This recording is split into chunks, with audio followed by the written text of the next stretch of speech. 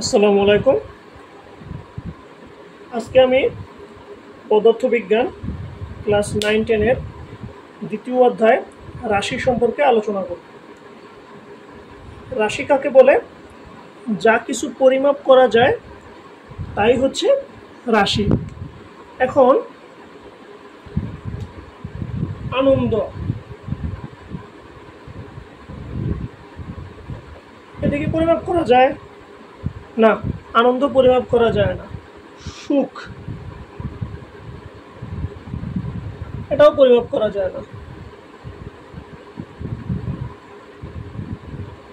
দুঃখ, এটাও পরিমাপ করা যায় না।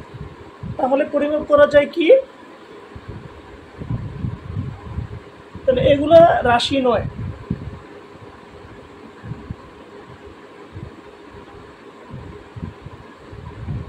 পরিমাপ করা যায় কি?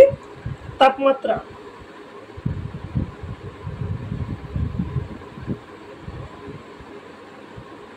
বেগ,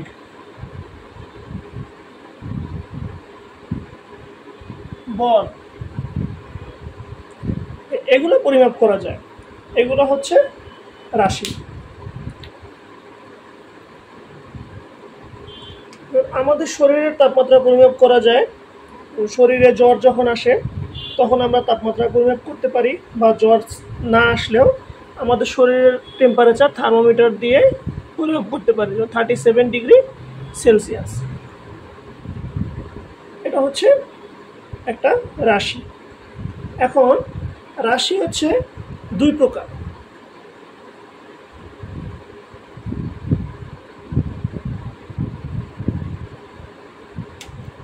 রাশি দুই প্রকার।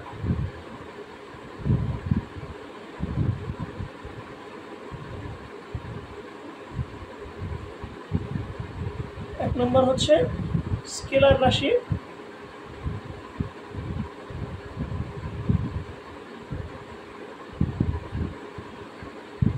দুই হচ্ছে ভেক্টর রাশি।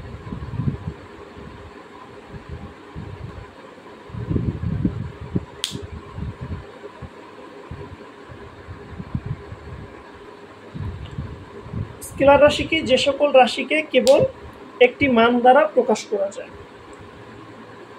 সেগুলো হচ্ছে স্কেলার রাশি। যেমন হচ্ছে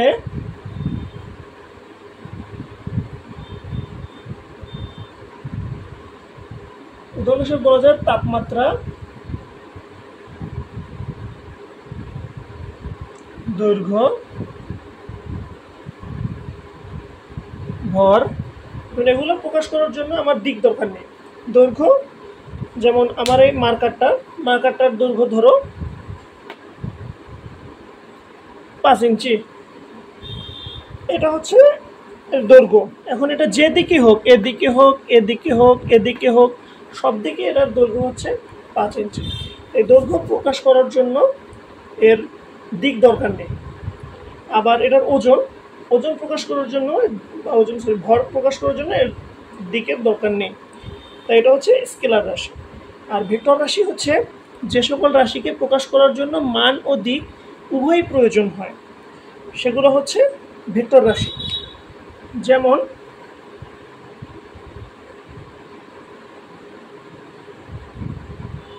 বেগ, অবস্থান, সরণ,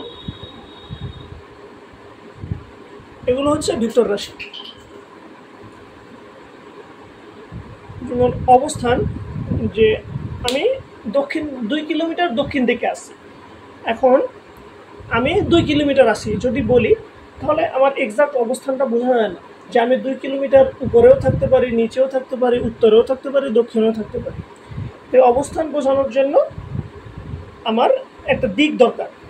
আবার বেগ যে কোনো দিকে হতে পারে, পূর্ব দিকে, পশ্চিম দিকে।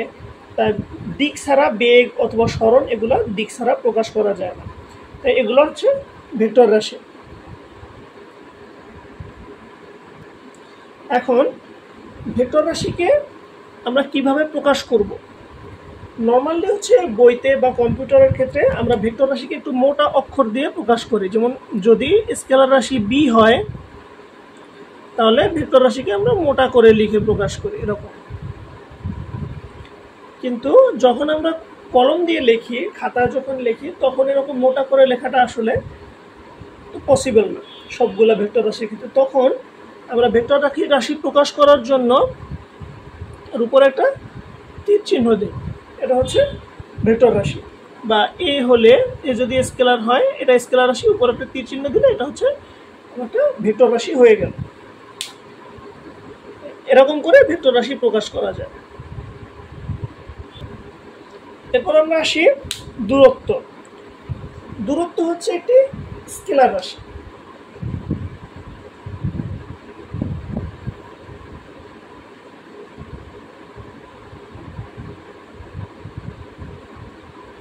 দূরত্বকে প্রকাশ করার জন্য আমার দিকের দরকার নেই। দূরত্বের একই রকম আর একটা রাশি হচ্ছে সরণ। দুইটাই একই বলতে পার্থক্য হচ্ছে এটা হচ্ছে ভেক্টর রাশি।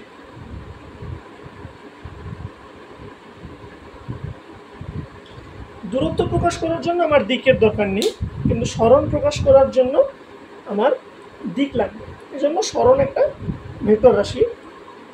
আমরা যদি এরকমও কল্পনা করি, এই এ একটা বিন্দু, এ থেকে আমরা হচ্ছে বি বিন্দুতে যাব। এখন আমরা হচ্ছে এই 1 2 3 4 5 6 7 8 9 1 2 3 4 5 6 7 8 9 প্রত্যেকটা এই পয়েন্টকে আমরা 1 কিলোমিটার ধরি। এখানে আমরা এ থেকে বি পর্যন্ত যাব। আমরা এখান থেকে 1 2 3 4 5 ঘুরে আমরা এখানে আসলাম। তাহলে আমাদের দূরত্ব কতটুকু অতিক্রম হলো? এই যে পুরো রাস্তাটা, এটা হচ্ছে আমাদের দূরত্ব অতিক্রম করেছে। এখন যদি বলি আমাদের সরণ কতটুকু হয়েছে, সরণ হয়েছে আমাদের এ থেকে এই বি বিন্দু পর্যন্ত এইটুকু ধরে আমাদের 3 কিলোমিটার বেশি হবে না যদি এরকমই হয়। তাহলে দূরত্ব যদি হয় আমাদের এই পুরো রাস্তাটা হবে আমাদের দূরত্ব 9 কিলোমিটার।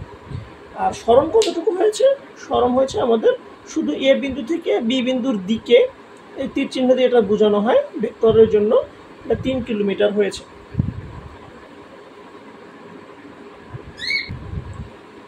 এখন এই দূরত্ব এবং সরণ যেমন স্কেলার এবং ভেক্টর রাশি, এরকম আরো দুইটা রাশি আছে। একটা হচ্ছে দ্রুতি,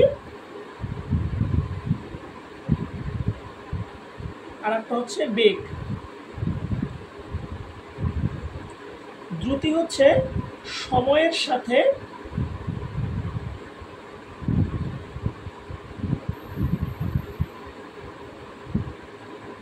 দূরত্বের পরিবর্তনের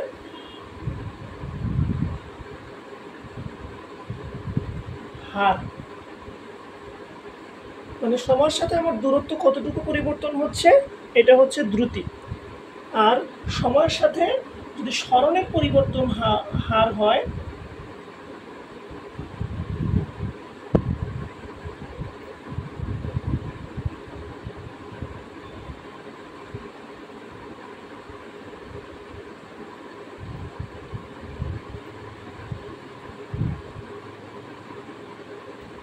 এটা হচ্ছে বেগ। দ্রুতি হচ্ছে স্কেলার রাশি একই রকম,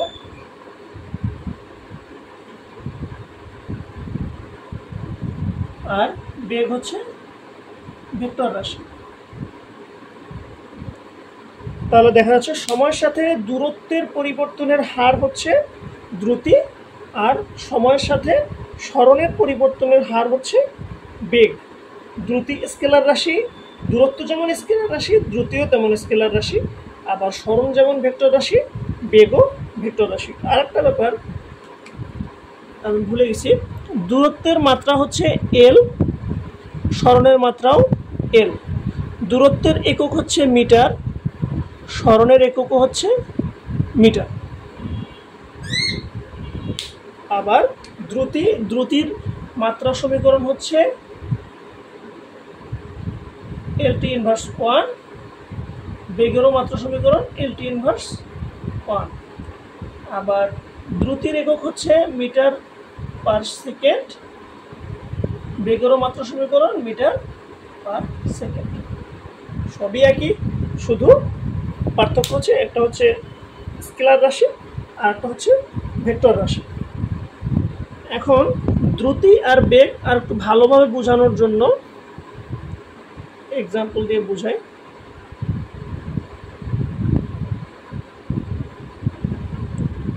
এই ছবিটা থেকেই বোঝাই। ধরো এখানে আমাদের এই যে পথটা আমরা অতিক্রম করেছি এটা হচ্ছে 600 মিটার, 600 না 9 কিলোমিটারই আমরা হিসাব করি। তাহলে যখন দ্রুতির সংজ্ঞা কি বলছি আমরা, সময়ের সাথে দূরত্বের পরিবর্তনের হার। তাহলে দূরত্ব আমার কতটুকু পরিবর্তন হয়েছে, এখানে 9 কিলোমিটার। তাহলে দূরত্বের পরিবর্তনের হার মানে অতিক্রান্ত দূরত্ব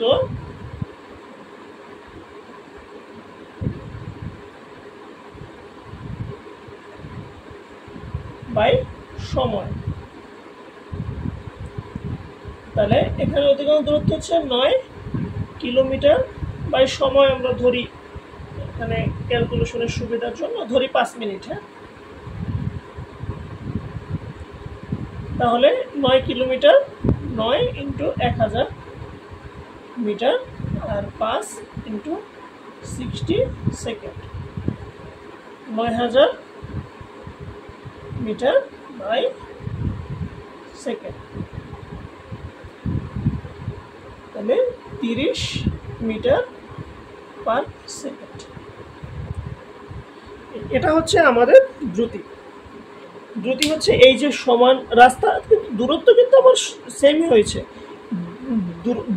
দ্রুতির ক্ষেত্রে আমরা হচ্ছে ঘুরে গেছি, আর যখন হচ্ছে আমাদের সরল তখন হচ্ছে আমরা ডিরেক্ট হচ্ছে এ থেকে বিতে চলে আসছি। তাহলে দ্রুতি হচ্ছে আমাদের 30 মিটার পার সেকেন্ড। এখন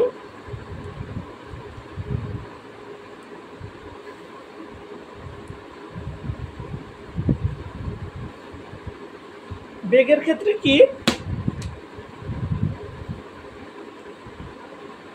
সরল বাই হচ্ছে সময়। সরল আমাদের কতটুকু হয়েছে 3 কিলোমিটার, তাহলে সময় আমাদের সমানে লাগছে। হ্যাঁ, 3 কিলোমিটার বাই হচ্ছে 5 মিনিট। তাহলে 3 kilometre 3 into 1000 metre 5 into 60 second equal to 3 metre 300 second.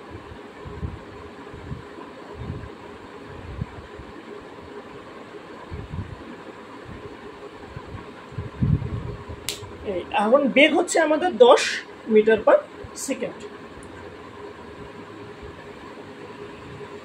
এরকম করে আমরা হিসাব করতে পারি যে 10 মিটার পার সেকেন্ড। বেগ কিন্তু আমাদের সমান না, যখন আমার দিকটা পরিবর্তন হচ্ছে বারবার তখন আমাদের বেগও কিন্তু পরিবর্তন হচ্ছে। আর দূরত্ব আমরা একই রকম হচ্ছে দ্রুতিতে দিয়েছি। আজকে এই পর্যন্তই। যদি কোনো কোশ্চেন থাকে বা কোনো কিছু জানার থাকে কমেন্ট বক্সে জানাতে পারেন। আসসালামু আলাইকুম।